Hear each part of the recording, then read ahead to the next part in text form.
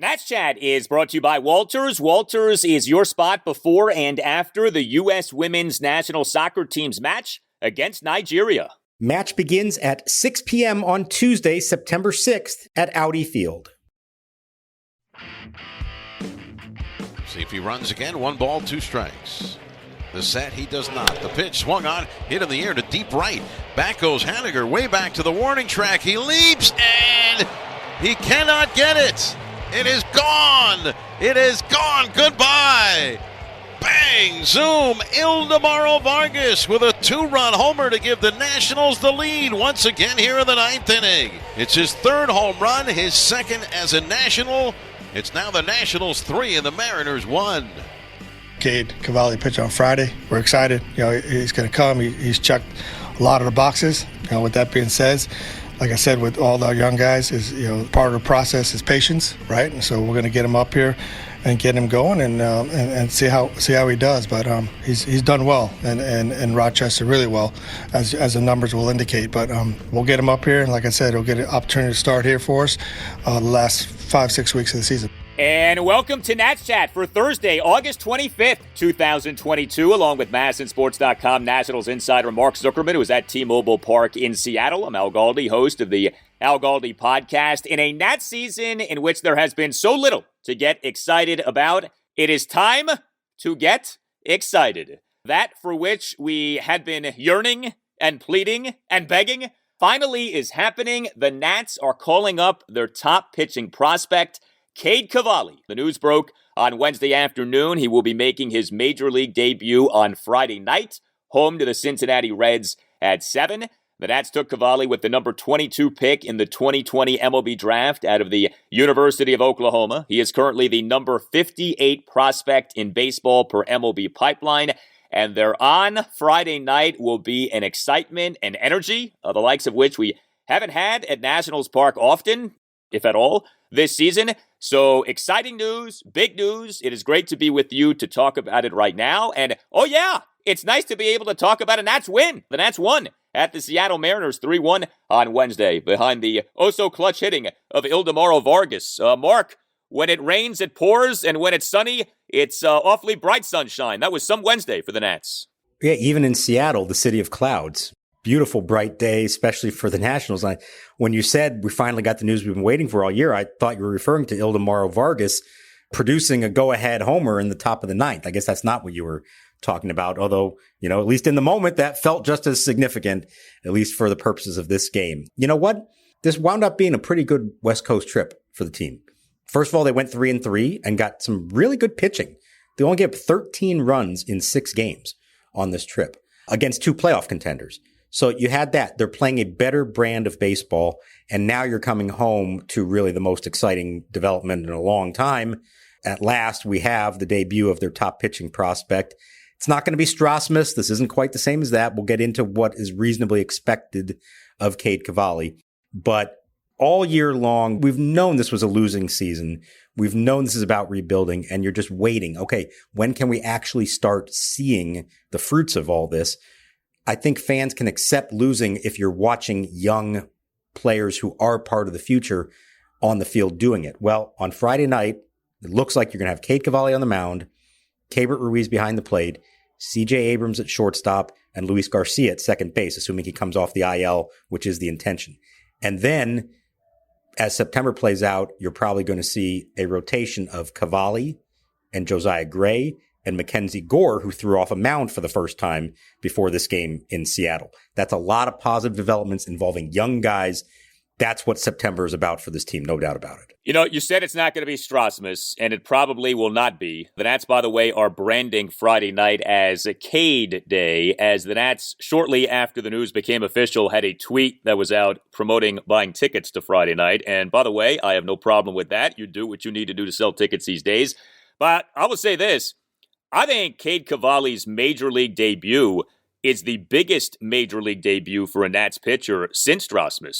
I can't think of another one that is a bigger deal than this one. Now, you might say, well, Lucas Giolito was a highly regarded pitching prospect, and he was, but the Nats at the time of the Giolito debut were not starving for a young starting pitcher to emerge as they are right now. Like, part of this is Cavalli, part of this is the circumstance that the Nats are in.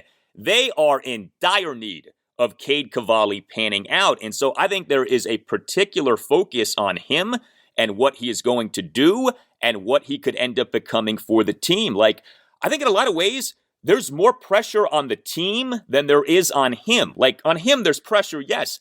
On the team, I think there is immense pressure for this guy to pan out. This organization has not drafted and developed a starting pitcher who ended up panning out for them to a significant extent at the major league level since Strasburg. That needs to stop. That drought needs to end. You could argue that drought is the number one reason that the Nats are in the predicament that they're in. So, I think this Cade Cavalli stint at the major league level for however long it lasts for, I think it's a huge deal, and I think Friday night is a really big deal. So, yeah, you took the words out of my mouth when you said the biggest one since, and I'm thinking to myself, well, Giolito was a bigger deal in terms of more highly touted as a prospect, but you're 100% right. There wasn't as much on the line for him. If I remember right, they called him up because they needed a fifth starter, and he actually came up and then went down, came up and went down a few different times on a team that was already loaded pitching-wise, was going to win its division that year no matter what. He was a little bonus to it, and as it turned out, really didn't do much and wound up getting traded that winter. So yeah, this one is different in terms of it's not Strasmus, but Cavalli is probably as important to the Nationals in 2022 as Strasburg was to the Nationals in 2010. Now, they have more around him. If Mackenzie Gore is the real deal, Josiah Gray continues to develop, it's a little bit different. Cavalli doesn't necessarily have to be the number one guy because it looks like Mackenzie Gore could hold that title. But like you said, he needs to be something close to the real deal. Doesn't mean it has to be on his debut, but by the time you get to the end of September and let's say he's made 5-6 starts for them, whatever it ends up being, you want to come out of that and say, okay, yeah, we saw what everyone's been talking about. Maybe he wasn't perfect, maybe he wasn't totally dominant, but we saw glimpses of what he can be, and there's every reason to believe that going into next season, he's going to be there from day one, and along with Gore and Gray, form the backbone of this rotation for a long time. Cade Cavalli was among the Nats' non-roster invitees to 2022 spring training. As you may recall, for a while, he was doing so well that there was conversation that he might break camp with the Nats, and Davey Martinez didn't exactly put out that fire. Davey kind of contributed to that. Then he had a bad outing, ended up being cut, went to AAA Rochester, and he got off to an awful start. First 7 starts, ERA is 7.62, but lately, Cade Cavalli has been quite good. Last 7 starts, 36 and 2/3 innings, ERA of 1.47, 43 strikeouts versus 12 walks. This is a guy who looks the part to whatever extent that matters. He's listed as being 6'4", 240 pounds. Simple question, maybe a complicated answer, but why now? Why do you think the Nats are calling up Cade Cavalli now? So I think there's a few things here. We talked about all summer how they were adamant that once they called him up, they wanted it to be for good. They didn't want to do it just for a start or two and then send him down, anything like that. We're at a point now where I think it's his last 13 starts with an ERA in the low 2s, well under 2 over his last 6 starts, I think it was. Innings count has built up. Pitch count, he threw 109 pitches his last outing, went 7 innings to start before that. So it's like he's checked off all the boxes. But I also think, and I speculated on this, I don't know, a week ago or so, I think, you just look at the schedule, okay? Friday night against the Reds, and then we don't know this for a fact, but his next turn should probably be in the finale of the homestand the following Thursday against the A's.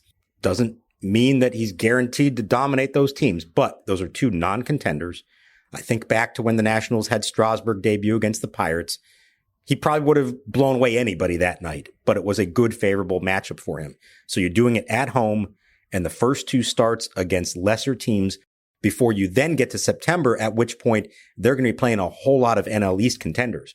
And Cavalli is going to get his shot to see what he can do at Citi Field and Citizens Bank Park and Truist Park. There's going to be matchups for him against the Phillies, the Braves, and the Mets, and that's going to be pretty telling. But this is a good way to ease him into that, I think, with 2 home starts against a couple of other rebuilding teams. So I think it's partly that, and then also understanding that barring any health issues that he has the rest of the way, they're going to let him finish out the year. That is the plan. They're not shutting him down. They've managed his innings up to this point. I'm sure they're going to be careful with them. They're not going to let him go crazy at 110, 115 pitches, anything like that. But he should be good to go the rest of the way. And I think that was important in their mind that they waited until now to do that. The Nats, after their 3-1 win at Seattle on Wednesday, option pitcher Cory Abbott to AAA Rochester. The rotation for this upcoming 3-game series against Cincinnati at Nationals Park sets up as follows. Game 1 Friday night, Cade Cavalli. Game 2 Saturday night, Paolo Espino. Game 3 Sunday afternoon, Patrick Corbin. Josiah Gray's next start is being skipped. The idea is to monitor his workload. So then what? After the Red Series, what do you think the thinking is here? So Josiah is going to have one start skipped, and then they'll bring him back. It could be the following weekend in New York, perhaps. This was a way to let him make it through the season without being shut down. Remember, they gave him skipped the start a little while back. They're going to do it again here. Could even happen another time before it's all said and done. But they actually do want him to get through the season and not just be sitting around watching them. So that's that. I would imagine when you see that Abbott went down right after he had been moved to the bullpen for a couple of days, I would think that the logical move there is Paolo Espino after he starts on Saturday, that they then move him to the bullpen to be a long man, a role that he's done well in. We've talked about how he's been more effective there than as a starter, and I would imagine that's the way they go for now. So you'd still have Anibal Sanchez, you'd still have Patrick Corbin, Eric Fetty, who just came off the IL, and then Gray once he comes back, and Cavalli. Now, like I said, eventually Mackenzie Gore should be ready, come off the IL. We're still several weeks away from that happening, so that'll be a decision to make at some point. But I think based on how everyone else has performed and what they're trying to do in terms of young guys in the innings and watching them, I think that's the way it's going to go for now. Are you a law firm partner looking for a better situation for your practice and a blockbuster contract worthy of Ildemaro Vargas? If so, you should call Mason Kalfas of Zenith Legal in Washington, D.C. He works with law firms and lawyers on finding the perfect match. No platoons, just superstars. Some lawyers switch firms because of conflicts. Some lawyers switch firms for a better platform for their practice. And some lawyers switch firms for more money. You need the Scott Boras of legal headhunters working for you, and that's Mason. Mason will work with you to find a better fit for your practice and ultimately the best deal for you and your entire team. Call him today at 202-486-3535 or check out his website, zenithlegal.com. This is an unprecedented time in the legal market, and many top firms are looking to expand. Call Mason today. Zenith Legal also works with associates and distinguishes itself on personal service. Zenith Legal doesn't just spam resumes out to law firms. Zenith Legal talks to the right people and gets your resume in front of the decision makers who matter. Whether you are a Rainmaker partner or a mid-level associate, give Mason Kalfas at Zenith Legal a call today to accelerate your career. Call today, 202-486-3535. Here's the set. Harvey delivers. Fastball swing and a miss. Struck him out 100 miles an hour. And that's it for the Mariners in the bottom of the fifth inning. A leadoff double. A ground ball moved the runner, and then Hunter Harvey into the game. Strikes out Raleigh and Moore to get out of the inning. It's funny, just as the Nats now are starting to get some real legitimate starting pitching options, Anibal Sanchez is actually pitching halfway decent. And you know, you mentioned what the Nats did over the course of this 3-3 trip out west, allowing just 13 runs over the 6 games. I mean, that's pretty impressive. And, you know, you also think about it like this. You went 3-3 despite totaling 16 runs over the 6 games. I mean, the Nats did not hit during this trip out west and yet ended up going 3-3 against 2 pretty good teams in San Diego and Seattle. So the Nats get this 3-1 win at Seattle on Wednesday, and the pitching continues to be really good. Really, I think it's pitching and defense. Like, run prevention is there. The Nats are preventing runs right now to a degree that we have not seen. You know, it's interesting. Last year after the fire sale, the Nats ended up hitting surprisingly well. This year, after the quote-unquote fire sale of 2 trades, but one, of course, was a gargantuan trade, the Nats out of nowhere now are pitching and playing defense really well. So it's odd how these things play out. But Anibal Sanchez in this 3-1 win on Wednesday, good for a second consecutive start. Now, you know, we say good. It's good by Anibal Sanchez standards. He only went 4 1/3 innings, but they were 4 1/3 scoreless innings. He gave up just 2 hits, a double and a single. He issued 2 walks and a hit by pitch, 2 strikeouts, threw 81 pitches over his 4 1/3 innings, and this was off what he did in a 3-1 win at San Diego last Thursday night. 1 run in 5 innings in that game, and if you remember in that game, he only gave up 1 hit, what was a solo home run by Manny Machado. Anibal Sanchez, first 6 starts this season for the Nats at the major league level, ERA of 7.20. Since then, back-to-back good outings here on this trip out west. So 9 1/3 innings over his last 2 starts, only 1 run allowed on 3 hits. So yeah, I mean, it's getting the job done. Now, is he going deep in games? No. But particularly in this case, knowing they had just had an off day on Monday, they have another one coming up on Thursday. Davey had a fresh bullpen. He said, I don't need 5-6 innings out of you.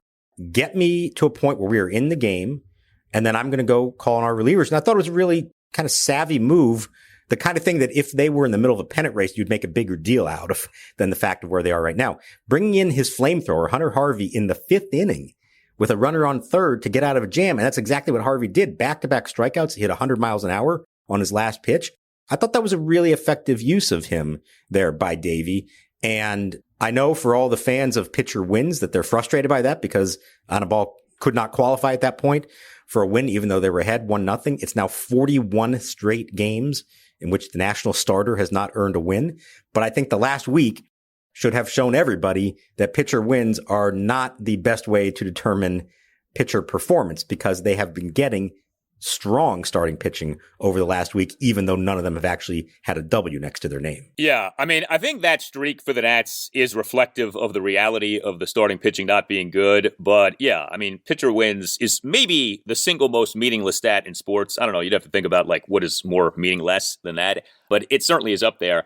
I mean, hey, with Anibal Sanchez, you get whatever you can out of him, okay? You're not like grooming him for anything. You're not developing him for anything. He's just here to occupy a spot in the rotation, get some outs for you. And, you know, I would presume when Mackenzie Gore is ready, Anibal's the odd man out unless somebody's injured. I can't imagine taking someone else out in order to keep Anibal Sanchez in your rotation for the rest of this season, what is a lost season. But nice job by Anibal over these last 2 outings. You mentioned Hunter Harvey. So this run for the Nats bullpen did continue on Wednesday. 4 Nats relievers combined to allow 1 run in 4 2/3 innings with 7 strikeouts. And Hunter Harvey, you know, this gets kind of lost. Look, he has missed a lot of time this season. He obviously has been ravaged by injury in his career. Hunter Harvey was out from April 21st to July 10th with a right pronator strain.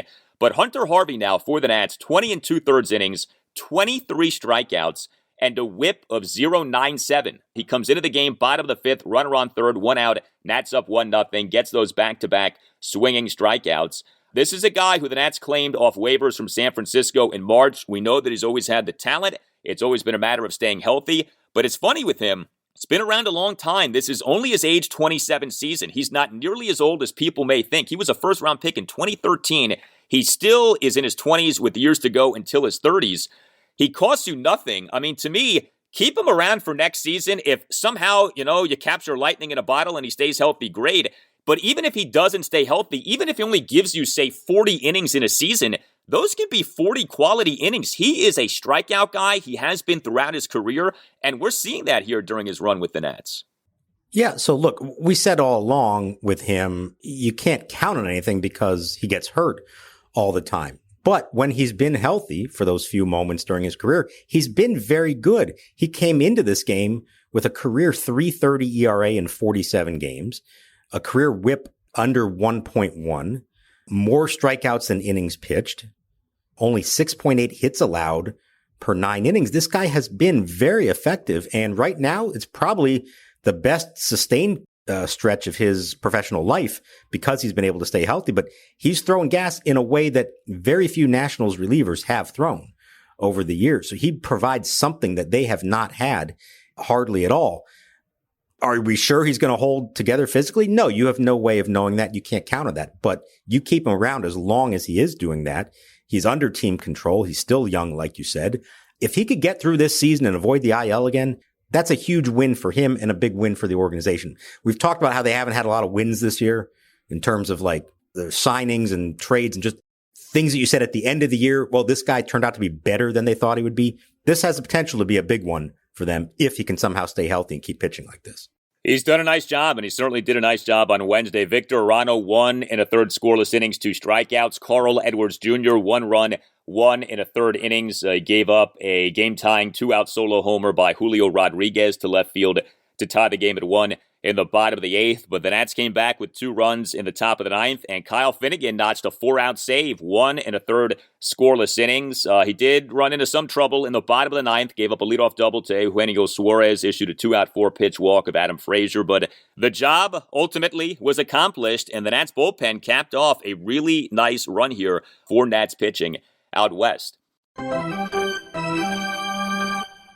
Hey guys, it's Al Galdi for Window Nation. It is time for Window Nation's Back to School sale, and what a sale this is. 2 free windows for every 2 windows that you buy, plus pay nothing with no interest until 2025. Visit windownation.com or call 866-90-NATION and tell Window Nation that Al Galdi sent you. Window Nation windows are the best. Lower your energy bills. Raise the value of your home with new energy-efficient windows from Window Nation. Get an A+ in savings by taking advantage of the back-to-school sale. Again, 2 free windows for every 2 that you buy, plus pay nothing with no interest until 2025. Window Nation knows exactly what it's doing. The average Window Nation installer has over 16 years of experience with over 20,000 windows installed. And Window Nation offers a variety of windows. Over 1,500 custom window combinations are available: vinyl, wood, and fiberglass. Visit windownation.com or call 866-90-NATION and tell Window Nation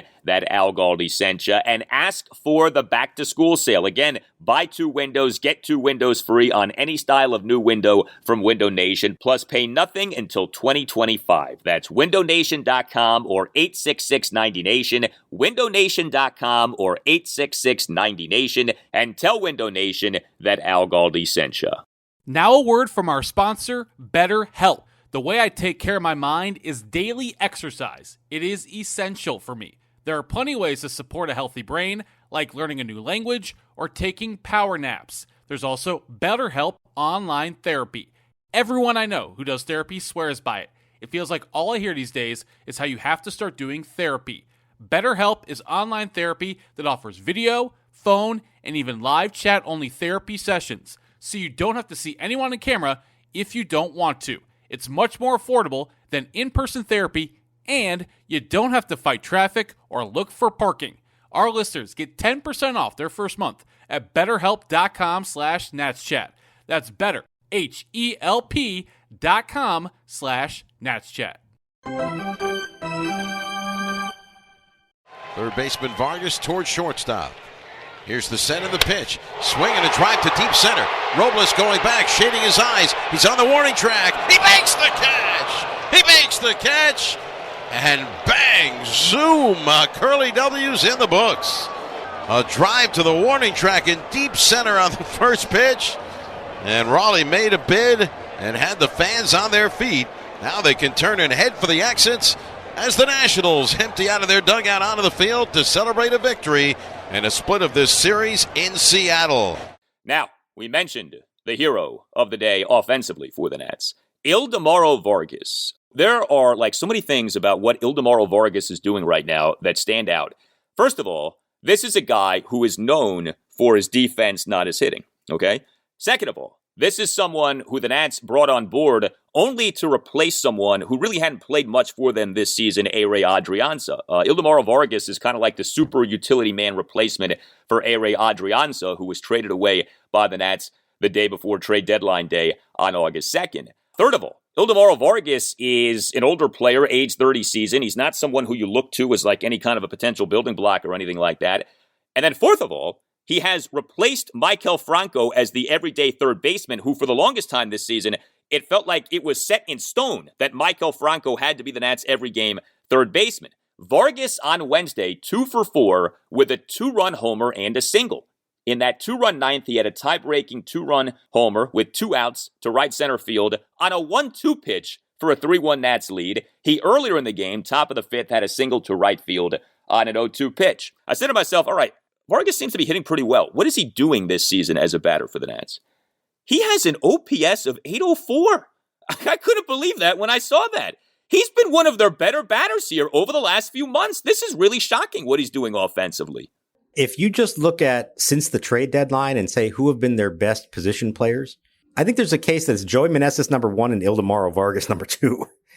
Keibert Ruiz has had his moments. CJ Abrams has done some stuff. He hasn't hit a whole lot. Luke Voigt did a little bit, but we haven't really seen a lot out of him either. I think there's a case for that. And 100%, he has completely supplanted Michael Franco at third base to the extent that if Luis Garcia comes off the IL on Friday, which is what their intention is, barring any setbacks for him the next couple of days on rehab, they've got to make a move. It's not going to be Ildemaro Vargas. And I think the fact that Franco isn't just on the bench, but he is buried on the bench. They are not using him at all. There was one game, I think, in San Diego, came with a pinch hit in the ninth inning because he was literally the last man standing. That says a lot to me about where their intentions are here. Michael Franco, I know he was never supposed to be the guy here. It was a minor league signing. Carter Kieboom was going to be the third baseman when he needed Tommy John surgery, threw a wrench into everything, and Franco had to take over there by default. I think we may have finally reached a point where they have found somebody else to hold down that job for the rest of the year. And I'll say this too, going into next year, I'm not at all suggesting they're going to give Vargas a spot in the starting lineup going into 2023. But if you need to go into the offseason with a reliable backup infielder who can play all the different positions, play them well, and as we've seen, has a little knack at the plate for something, I 100% think we're going to see him back here in that role. Ideally, you're looking at an infield of Garcia at second, Abrams at short, and then they expect Kieboom to come back from his surgery. Maybe they go make another move for another third baseman. I don't know. I think Vargas, if he keeps this up the rest of the season, he's positioning himself to be back here in 2023.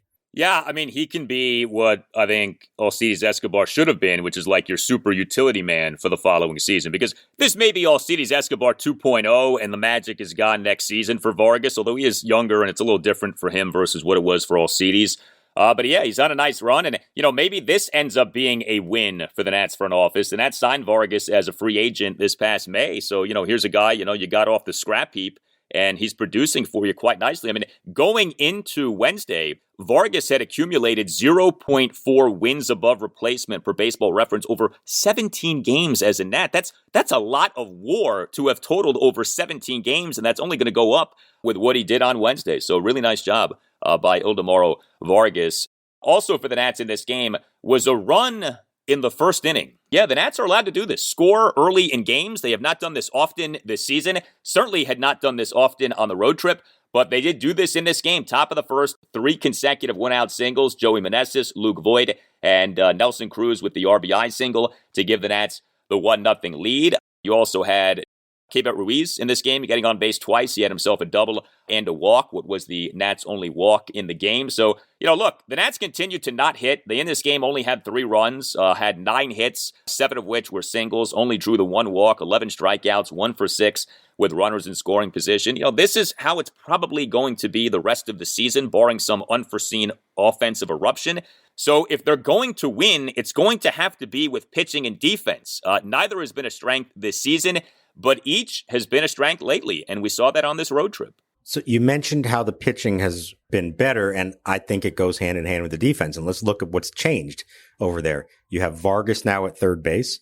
You have Abrams at shortstop. I think the left side of the infield completely different. I think that has made a difference for them. Is that the only reason? No, but I think it's part of the equation. And we've wondered all along, could the pitching staff really be this bad?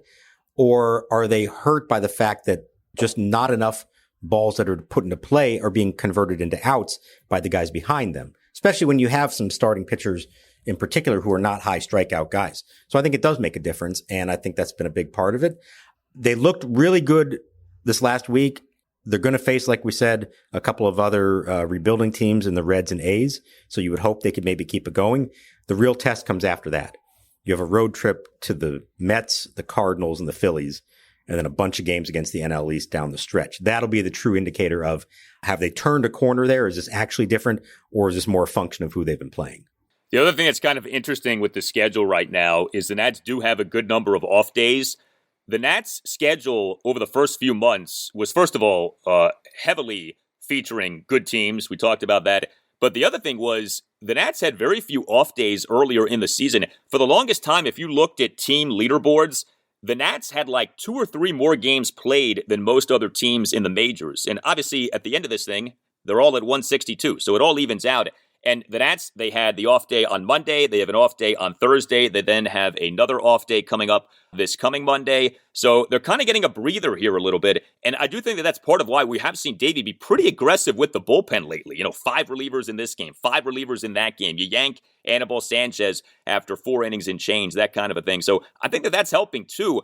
The Nats are able to breathe a little bit right now. Remember, they had some brutal stretches against not just good teams, but, like that set against the Phillies, right? 5 games in 4 days. And it's almost inhumane what the Nats had to do in terms of a schedule, especially given the state of the team this season. So I think that helps too, when you can kind of relax a little bit, breathe a little bit, and have an off day here or there. Yeah, they've noted that throughout this little stretch here, and it has allowed him to manage things differently. Go back to that stretch there when they were having trouble getting their starters out of the 3rd, the 4th inning, and they had to go to the bullpen, and then there were no off days coming up, and they were just stuck.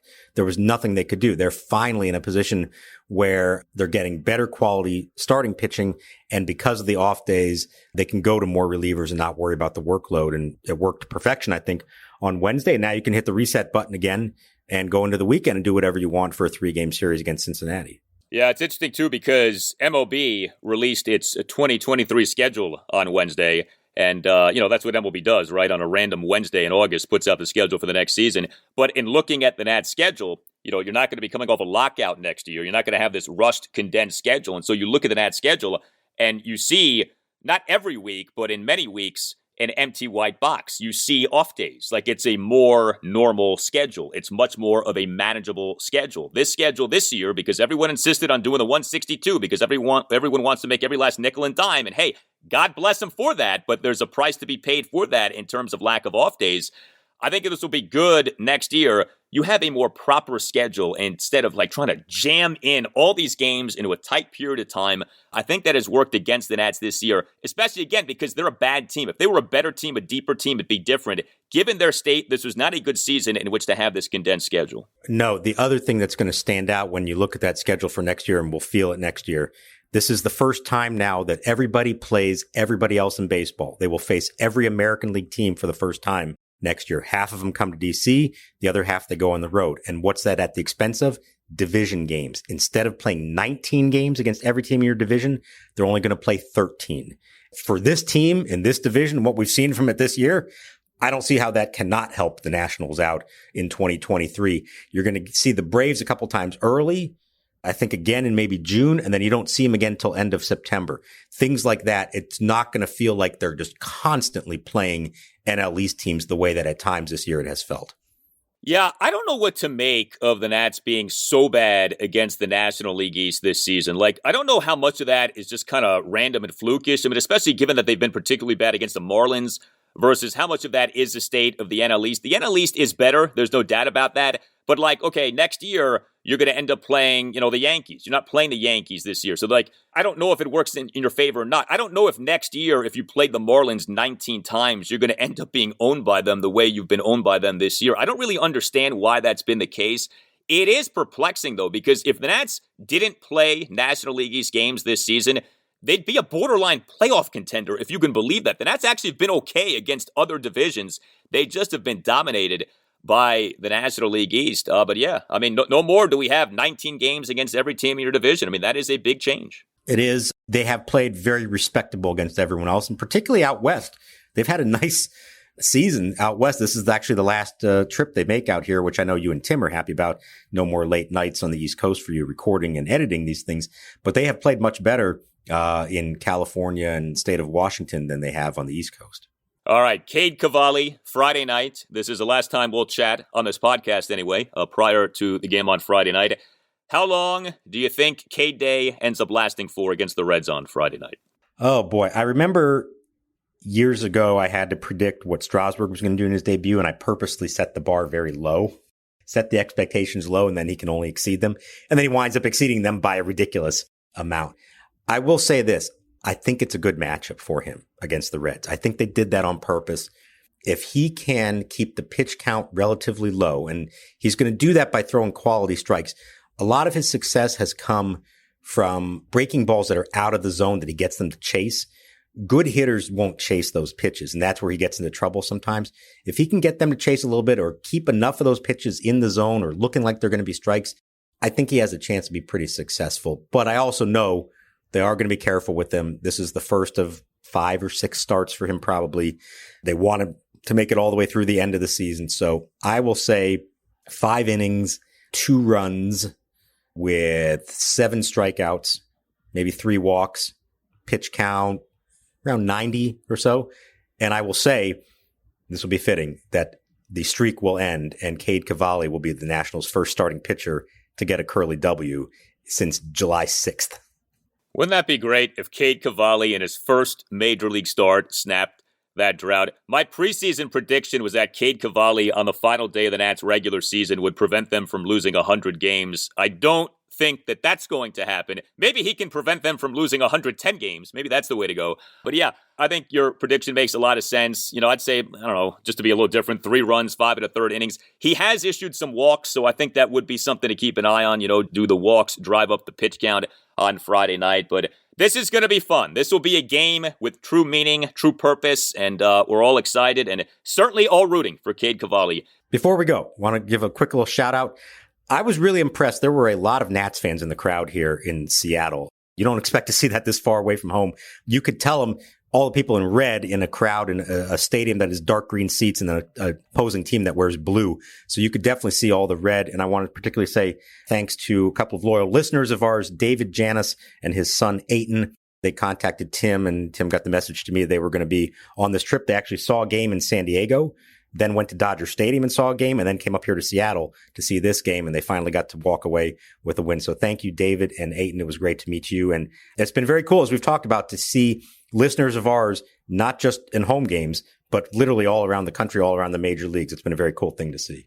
Yeah, a salute to our friend Val, who wore her Paolo Espino Secret Weapon Nats Chat Podcast t-shirt to T-Mobile Park for Nats Mariners this week. We thank Val very much for that. If you are ever wearing your Nats Chat Podcast t-shirt out in public, let us know. Send us a picture. We'll give it some pub at Nats_chat on Twitter. You can email the podcast, natschatpodcast@gmail.com. You can get yourself a Nats Chat Podcast t-shirt by going to natschatpodcast.square.site. All Nationals radio highlights on Nats Chat are courtesy of 106.7 The Fan. For Mark Zuckerman, I'm Al Galdi, and we'll talk to you next time after K-Day on the Nats Chat Podcast.